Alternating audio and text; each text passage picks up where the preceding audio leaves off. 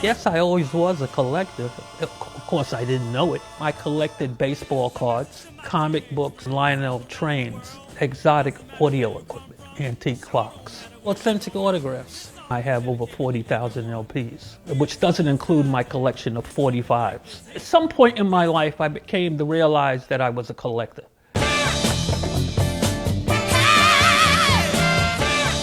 My name is Eric Edwards, and I'm an African artifacts collector, and I've been collecting African art for the past 44 years of my life.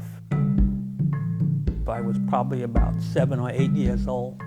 And my father, he knew we would experience racism, and he wanted to basically inoculate us from feeling less important or inferior than anyone else. So his way of doing that was to teach us African history, which later in life led me to collecting African art. I have over 1,600 items in my collection.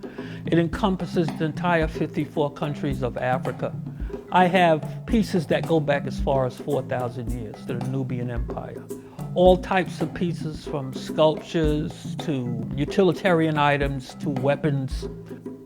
My rough estimate of the collection is approximately $10 million. I live with my art. It's part of what gives me sustenance and direction and sanity.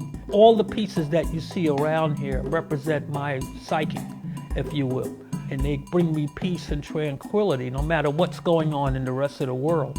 When I step into this environment, I might as well be on Mars, and it gives me a sense of peace and calm that nothing else can.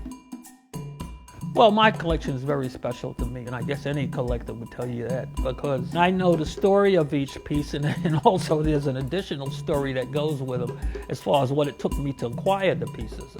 The Bamileke ceremonial helmet that actually belonged to the king in Cameroon. When this particular piece was delivered to me, a ceremony took place within my premises here, which enabled me to take possession of that piece. And this ceremony was conducted by emissaries of the king. The large palace drum I have from the Yoruba people of Yoruba land in Nigeria. It's over 7 feet tall and has over 300 individual Obeji twin figures that are carved on it. We estimate the value of that to be approximately $1 million. It will go on display, actually, at the Metropolitan Museum of Art. I'm averse to overspending for something, but if it's within my grasp or my means, and I know that's something I want, I go after it with full ferocity. My goal is to open up an African artifacts museum in Brooklyn, New York, called the Cultural Museum of African Art. And I'm in the process of that endeavor as we speak. I didn't have any kids, and my sister often tells people to this day that my children is the art, and I guess that's quite true.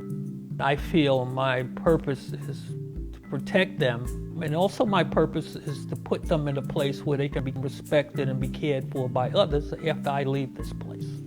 And I'm very good with that thought.